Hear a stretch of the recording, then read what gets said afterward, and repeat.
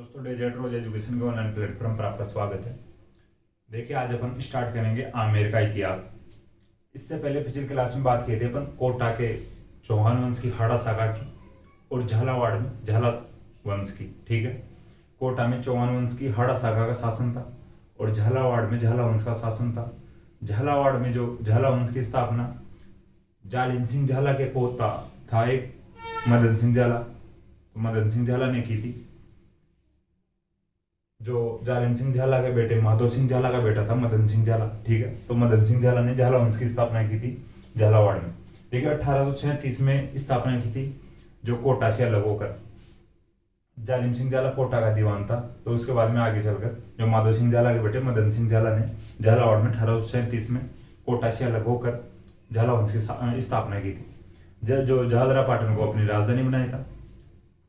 झालरा पाटन चंद्रभागा नदी के किनारे पर स्थित है। झालरा पाटन को जो घंटियों का शहर भी कहा जाता है और जो मैडम जी चुनाव भी लड़ती है वहां से। इसके बाद में अपन ने बात की थी राजेंद्र सिंह की, जो झालावाड़ का राजा हुआ था अगला।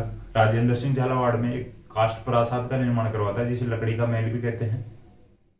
ठीक है, तो और जो राजेंद्र सिंह ने सभी मंदिरों को हरिजनों के लिए खुलवा दिया था, झालावाड़ के मंदिरों को। ठीक है, तो अपन आगे बात करते हैं आमेर का इतिहास की।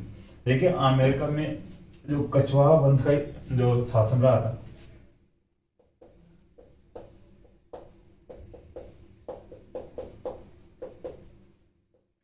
देखिए मुख्यतः कछवाहा वंश से पढ़ते हैं आमेर को, लेकिन आमेर में कछवाहा वंश से पहले मीणा वंश का शासन रहा था।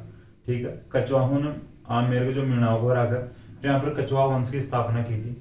तो अपन बात करते हैं जो कछवाहा स्टार्टिंग में आए कहां से थे, इधर राजस्थान में। देखिए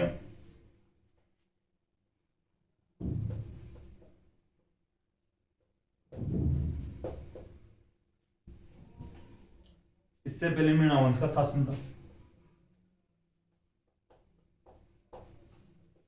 ठीक है, देखिए कहा जाता है कि भाई कछवाहे जो भगवान राम के बेटे कुश के वंशज माने जाते हैं। ठीक है, कछवाहे भगवान राम के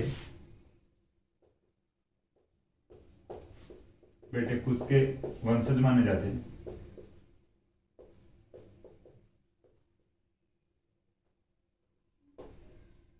ठीक है, देखिए भगवान राम इक्ष्वाकु वंश से थे।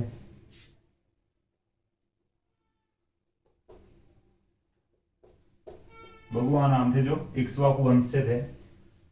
भगवान राम के बेटे हुए थे कुश। कुश के वंशज जो थे कछवाहे कहलाए थे। कुछ तो लोग कहते हैं कि भाई कुश से कुशवाहा हो गए। कुशवाहा होते होते अपने राजस्थान वालों से नाम आता नहीं था, कुशवाहा को कछवाहा कहने लग गए। कुछ जगह अपने को कच्छावा मिलते हैं, कुछ जगह कछवाहा बोलते हैं। ठीक है, और कुछ जगह कुशवाहा बोलते हैं। यूपी और एमपी साइड में खूब जो लोगों के सरनेम कुशवाहा मिल जाएंगे आपको, कुशवाहा। आप ध्यान रख लेना इस बात का।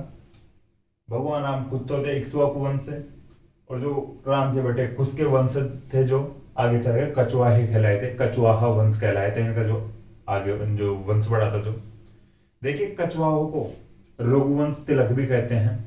रघुवंश तिलक क्यों कहते हैं मैं बताता हूँ। देखिए भगवान राम थे, इनके कोई पूर्वज थे, रघु नाम से कोई पूर्वज थे, तो वो भी बड़े आदमी थे, बड़े राजा हुए थे।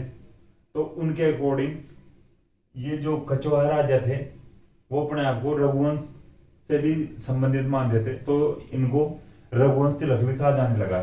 ठीक है,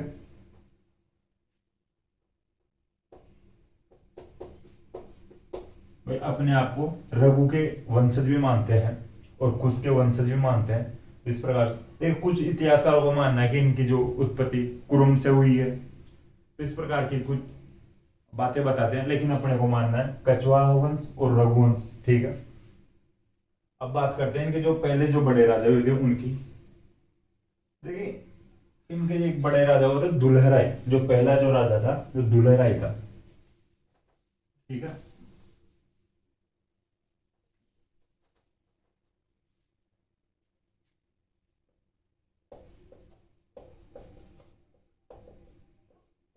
देखिए दुल्हराई जो मध्य प्रदेश में जो नरवर जगह पड़ती है वहां से आता है शुरुआत में दौसा में।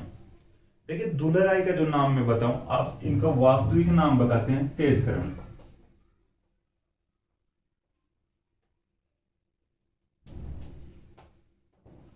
ठीक है, वास्तविक नाम था दुलहराई का तेजकरण। इनके लिए कहते हैं कि ये बचपन में बहुत सुंदर थे, बहुत ही गोरे कलर के थे, और भाई राजा के बेटे थे, एक प्रकार से राजकुमार थे, तो बन के रहते थे, तो दूल्हे के समान लगते थे। पर राजकुमार तो वैसे ही दूल्हे बराबर ही लगते हैं, तो इस प्रकार से भाई दूल्हे जैसे राजा, तो दुल्हराई नाम इस प्रकार से निकाला गया था इनका। वैसे वास्तविक नाम था तेजकरण, तो आप नाम ध्यान रखना, तेजकरण वास्तविक नाम था, और दुल्हराई के नाम से आगे चल रहे प्रसिद्ध हुआ था। देखिए जो दुल्हराई था इसका ससुराल इधर दौसा में था, दौसा में चौहानों के, ठीक है, चौहानों में इसका ससुराल था, चौहान वंश में इसका ससुराल था दुल्हराई का। लेकिन दौसा में उस समय अधिकारी कब्जा था बड़गुजरों का, बड़गुजरों के और चौहानों की बनती नहीं थी। ससुराल वाले थे दुल्हराई के जो चौहान, चौहानों ने अपने जमाई को फोन किया, अपने दामाद को फोन किया कि बड़गुजरों को सल्टाओ, आप बड़गुजरों में परेशान करते हैं, ये इनसे हमें बचाओ। ठीक है, दुल्हराई आता है दौसा में, बड़गुजरों को हराता है, बड़गुजरों को हराकर दौसा पर अधिकार करता है और अपनी राजधानी बनाता है दौसा को। ठीक है,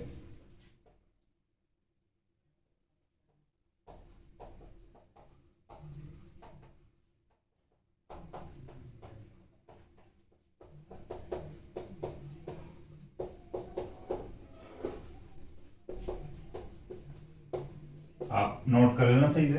दौसा के में बड़गुजरों को हराकर राजधानी दौसा को बनाता है, तो कछवाहों की प्रथम राजधानी राजस्थान में दौसा। ठीक है, अब देखिए दौसा पर यह अधिकार कर लिया, राजधानी बना लिया, चौहानों की बनती नहीं थी। ये 1137 में आया था, ठीक है, 1137 में आया था ये दौसा में, आप नोट कर लेना इसको। 1137 में दौसा में आता है, बड़गुजरों को हराता है। देखिए, और मैं जगह बता दिया, नरवर एमपी से आया था दौसा में, आप नोट कर लेना। शुरुआती जो इनका स्थान था वह दुलहराई का नरवर से आया था दौसा में। नरवर जगह पड़ती है मध्य प्रदेश में।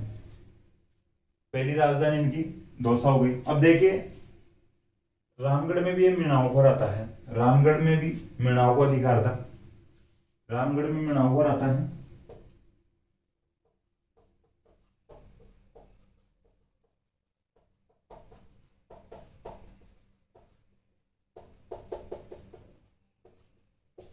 देखिए रामगढ़ में मीणाओं को हराकर अपनी कुल देवी जमुआ माता का मंदिर बनवाता है।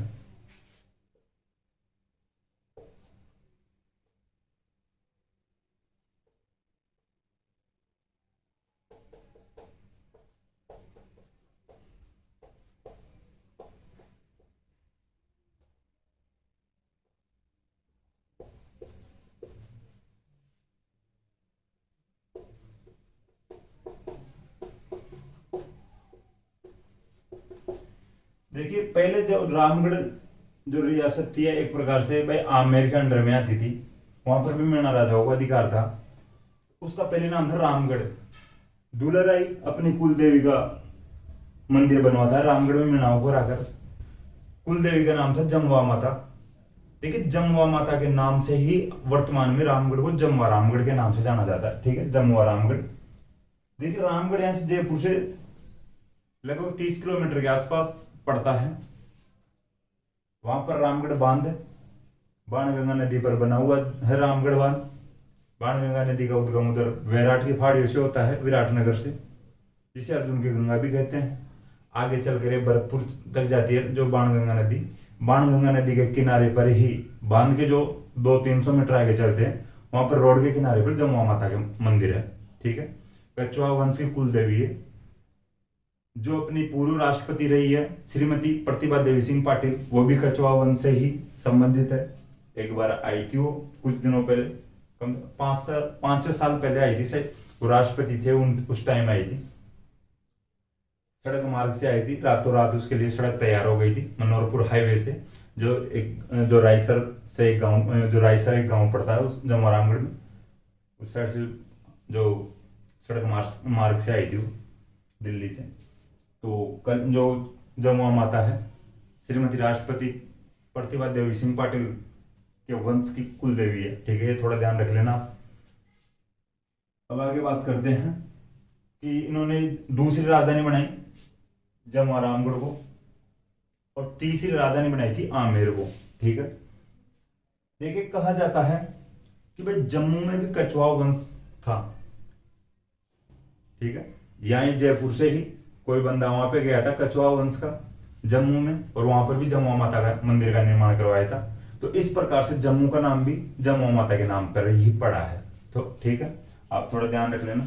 हालांकि इतना कोई ये इंपॉर्टेंट फैक्ट नहीं है, लेकिन अपने को जानने को मिलते हैं कुछ इतिहास में फैक्ट कि जम्मू का नाम भी जमुआ माता के नाम से ही पड़ा है। वहां पर भी जमुआ माता के मंदिर का निर्माण करवाया गया था, यहीं से कोई कछवाहा वंशज गया था, और जम्मू का नाम जम्मू रखा था जमुआ माता के कारण, ठीक है।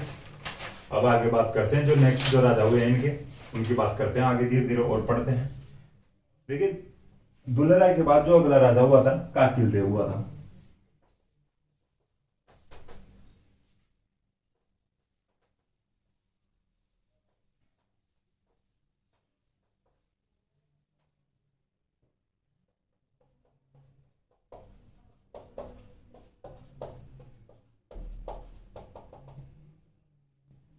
देखिए जो काकिल देव हुआ था 1207 में आमेर के मीणा राजाओं को हराता है, ठीक है।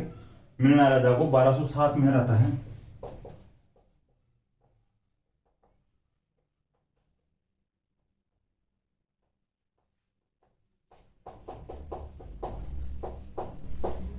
बारह सौ सात में हराता है।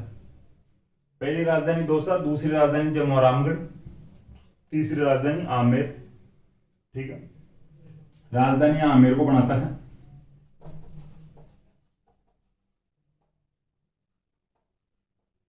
ठीक है।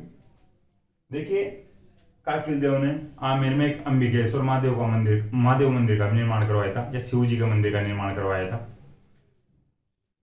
देखिए भगवान शिव का जो भक्त था भाई,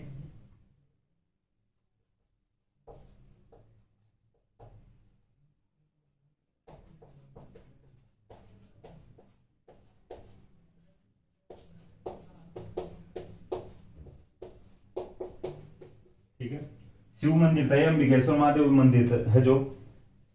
देखिए आमेर में अपन चलते हैं, माउठा से नीचे चलते हैं, एसबीआई बैंक आता है।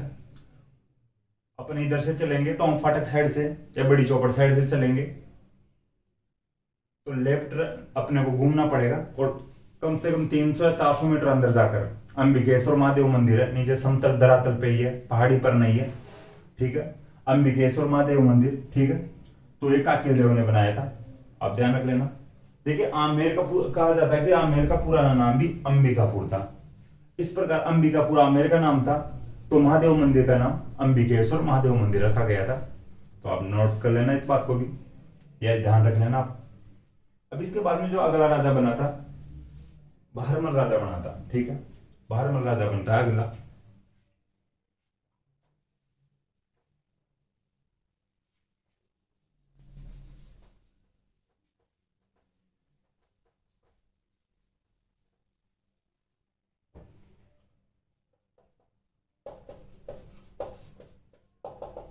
देखिए बहरमल का जो टाइम पीरियड था 1547 से 1573 तक, ये नोट कर लेना भाई, ये बड़ा राजा था,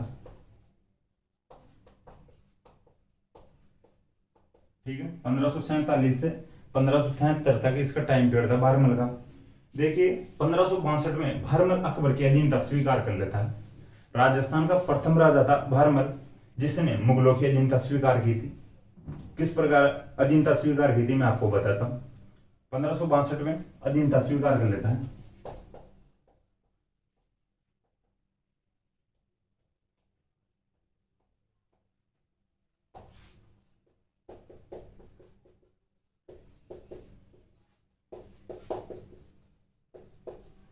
ठीक है, देखिए बहरमल का एक भाई बंधु था सूजा, ठीक है, इसके परिवार का ही बंदा था सूजा। जब बहरमल राजा बना तो उसके माइंड में ये चल रहा था भाई राजा मैं बनूं। अब बहरमल के परेशानी हो रही भाई, ये कहीं क्या पता है कि विद्रोह न कर दे। बहरमल को लग रहा है कि कोई बड़ी शक्ति से गठबंधन कर ले अपन। उस समय बड़ी शक्ति मुगलों में अकबर।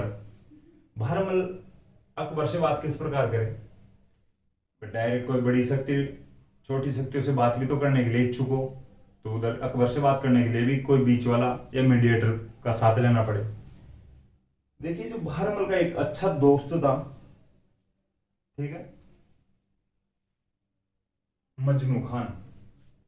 एक बहरमल का जो दोस्त था एक मजनू खान था, जो हरियाणा में एक जगह पड़ती है नारनौल, वहां का मुगल सेनापति था, ठीक है, मजनू खान, जो अच्छा जानकार था बहरमल का। बहरमल मजनू खान से संपर्क करता है कि यार इधर ये सूजा परेशान कर रहा है, मेरे भाई भतीजे सब परेशान करने के लगे हुए हैं, मेरी कुछ हेल्प करो, या कोई बड़ी शक्ति से बातचीत करवाओ, या अकबर से बातचीत आप किसी प्रकार से करवाओ। मजनू खान अकबर से मिलवाता है बहरमल को। देखिए अकबर स्टार्टिंग में हाँ भाई आश्वासन देता है, मिलता तो नहीं है पूर्ण रूप से, भाई आश्वासन देता है कुछ ना कुछ, भाई देखेंगे आगे, ठीक है। वहां से जो फर्स्ट मुलाकात करके आते हैं ये वापस आमेर आ जाते हैं। एक बार जो अकबर जो अजमेर जो ख्वाजा मोइनुद्दीन चिश्ती की दरगाह वहां पर जियारत करने आ रहे थे, ठीक है, 1962 में, जनवरी फरवरी की बात है, 1962 में अजमेर जा रहे थे जियारत करने के लिए। अकबर जो यहाँ पे पास में ही सांगानेर एक जगह पड़ती है जयपुर में ही, सांगानेर में रुकते हैं। बहरमल वापस अकबर के पास जाते हैं, एक मीटिंग यहाँ पे होती है इनकी बहरमल की सांगानेर में। देखिए जो सांगानेर में मीटिंग हुई थी बहरमल की, जो चगताई खान की मध्यस्थता से हुई थी, ठीक है, जो चगताई खान था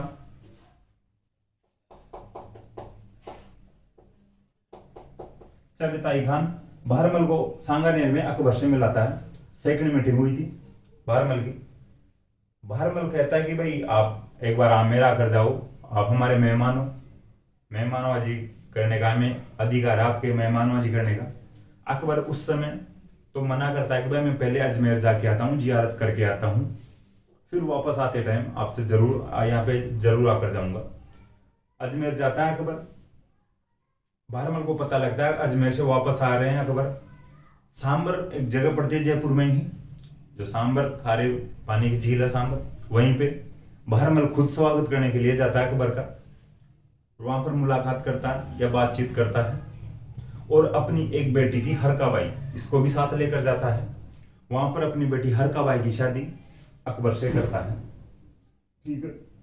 1562 की बात है, 1562 में अकबर से शादी करता है बहरमल अपनी बेटी हरकाबाई की।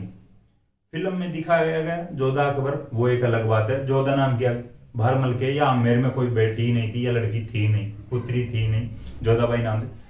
बहरमल की बेटी थी हरकाबाई। हरकाबाई की शादी 1962 में सांबर में अकबर से करता है बहरमल, ठीक है।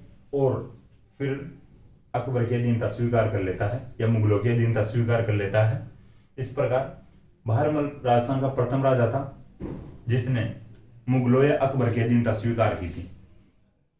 देखिए अब इसके बाद में अपन बात करते हैं, ये हरकाबाई की उपाधि थी मरियम उजमानी, ठीक है, पटरानी एक प्रकार से मरियम उजमानी।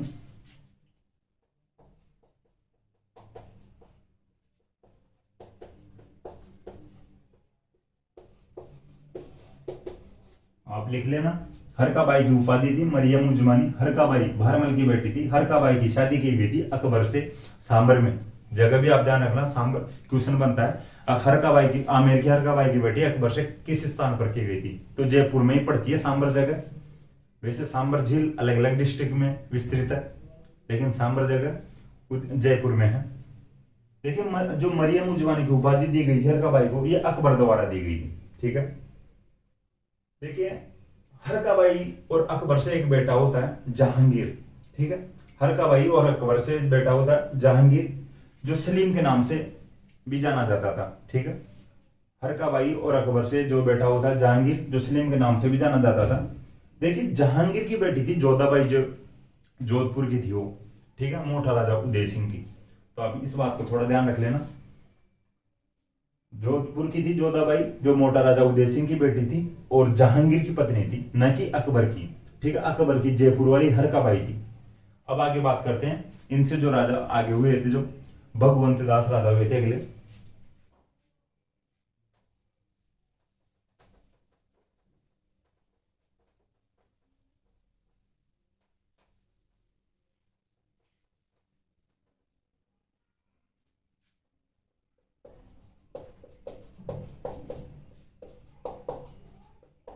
देखिए, भगवंत दास हुए थे अगले राजा, भारमल से अगले राजा 1573 से 1589 तक इनका जो टाइम पीरियड था, 1573 से 1589 तक। देखिए, भारमल 1569 में अकबर द्वारा रणथंभौर पर आक्रमण किया गया था। आपको मैं बताया था बूंदी के टाइम जो बूंदी का सुरजनहाड़ा था उसके अधिकार में आता था, बूंदी वालों के अधिकार में आता था रणथंभौर। ठीक है, अकबर रणथंभौर पर आक्रमण करता है। उस समय अकबर की तरफ से भगवंत दास सुरजनहाड़ा को अधीनता स्वीकार करवाने में सफल होता है। ये मैं आपको पहले बता दिया था और अभी भी याद दिला देता हूँ। 1569 में आक्रमण किया था रणथंभौर पर।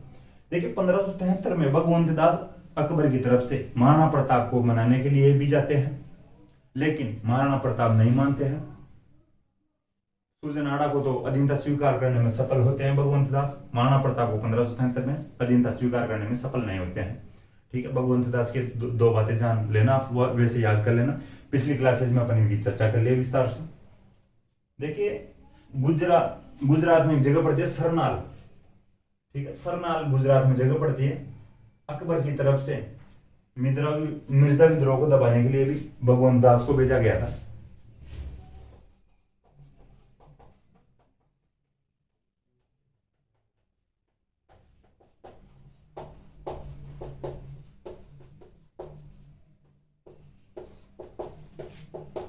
अकबर की तरफ से भेजा गया था गुजरात में भगवंत दास को। सरनाल जगह पड़ती है।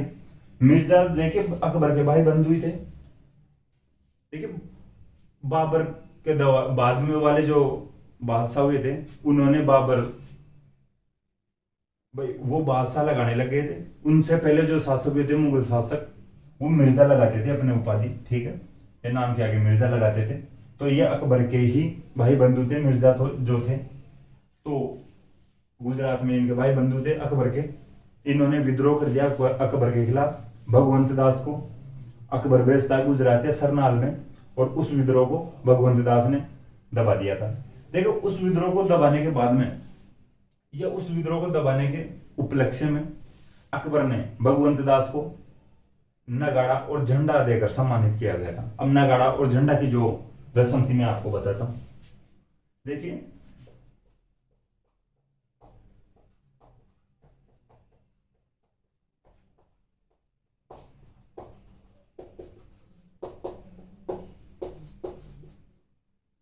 नगाड़ा की बताता हूं पहले आपको मैं।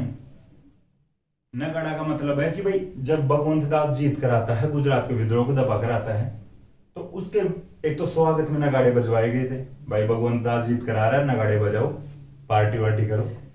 और देखिए, छोटी मोटी रियासतों वाले या छोटी रियासतों वाले जो राजा थे अपने महलों के आगे या अपने किलों के आगे नगाड़े नहीं बजवा सकते थे और अब झंडे नहीं फहरा सकते थे। ठीक है, अपने झंडे। तो अकबर ने भगवंत दास को अपने महलों के आगे नगाड़ा बजाने के लिए अनुमति दे दी थी और झंडा भी लगाने के लिए अनुमति दे दी थी। भाई खुद झंडा भेंट करते हैं भगवंत दास को, और भाई तू तेरी रियासत का झंडा तेरे महल पर लगवा सकता है या लगा सकता है, और तेरे महलों के आगे नगाड़ा बजवा सकता है तू। ठीक है, ये अधिकार दे। तो अभी मतलब आप समझ जाना, झंडा व नगाड़ा देकर सम्मानित किया था भगवंत दास को अकबर, जो गुजरात की सरनाल जगह पर मिर्जा विद्रोह को दबाने के उपलक्ष्य में। ठीक है, अब इसके बाद में बात करते हैं अपन आगे। देखिए, पंजाब में सूबेदार भी बनाया गया था भगवंत दास को। ठीक है, पंजाब में सूबेदार भी बनाया गया था, जो भगवंत दास को 7 वर्ष तक रहा था भगवंत दास पंजाब में सूबेदार बनकर। देखिए, भगवंत दास की एक बेटी थी मानबाई। ठीक है,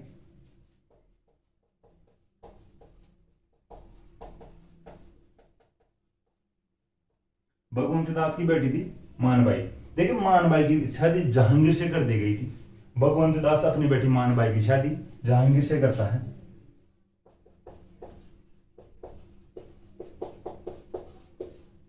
ठीक है। मान बाई की शादी जहांगीर से करता है भगवंत दास। देखिए जो मान बाई की एक उपाधि थी साहिब बेगम, ठीक है। मान बाई की जो उपाधि थी साहिब बेगम,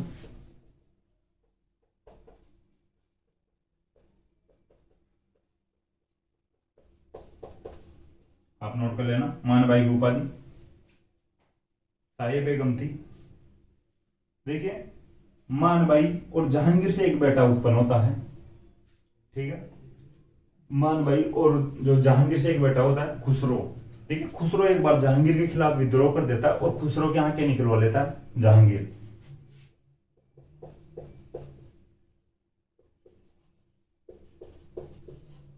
ठीक है। जहांगीर का एक बेटा था खुसरो जो मान भाई और जहांगीर से उत्पन्न हुआ था। खुसरो जहांगीर के खिलाफ विद्रोह कर देता है एक बार और जहांगीर इसकी आंखें निकलवा लेता है। एक अन्य रानी और थी जहांगीर के, जो जोधपुर वाले मोटा राजा उदय सिंह की बेटी थी, ठीक है। उसका नाम था मानीबाई।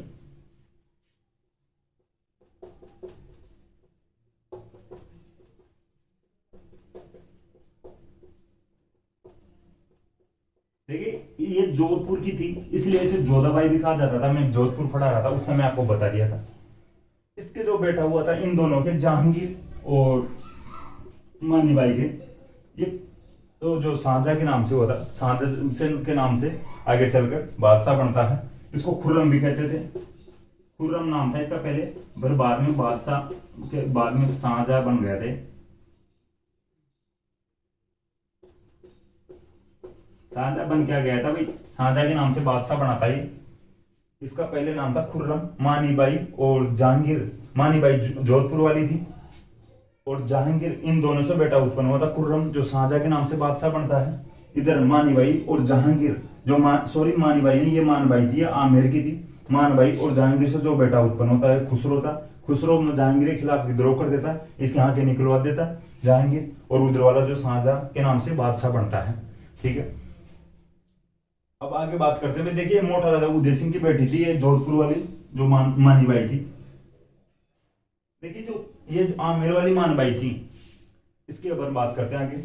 भगवंत दास फुल दारूड़े आदमी था, फुल दारू पीता रहता था, कहीं पे भी दारू पी के चले जाता था। बहुत परेशान कर रखा था बच्चों को, मानबाई को, ठीक है। एक दिन मानबाई परेशान हो जाती, बहुत ज्यादा हद से पार हो जाती, सिर से ऊपर तक हो जाती है परेशान। मानबाई परेशान होकर आत्महत्या कर लेती है, ठीक है। मानबाई परेशान होकर आत्महत्या कर लेती है। तो भगवंत दास की शराब की आदतों से परेशान होकर मानबाई जो जयपुर वाली थी ये आत्महत्या कर लेती है। देखिए अपन ने यहाँ तक बात की है आमेर की। अब आगे बात करेंगे मान सिंह की। मान सिंह की बात करेंगे अगली क्लास में, क्योंकि मान सिंह बड़े राजा हुए थे। क्लास अभी लंबी हो जाएगी अपनी, इतनी लंबी अपन करना नहीं चाहते हैं, थोड़े धीरे धीरे पढ़ेंगे तो सही समझ में आएगा। तो मुझे देखिए अब अपनी क्लास आगे होगी भाई दीपावली बाद में, तो आप लोग अच्छे से दीपावली मनाइए, पटाखे वटाखे छोड़िए और आप जो भी एंजॉय कर सके एंजॉय करो। अच्छा त्यौहार है अपना, तो आप सभी को हैप्पी दीपावली। मुझे आशा है क्लास आपको पसंद आई होगी। क्लास पसंद आए तो क्लास को लाइक करें, कमेंट करें और अपने दोस्तों के साथ शेयर करें। एक बार और हैप्पी दीपावली। थैंक यू दोस्तों।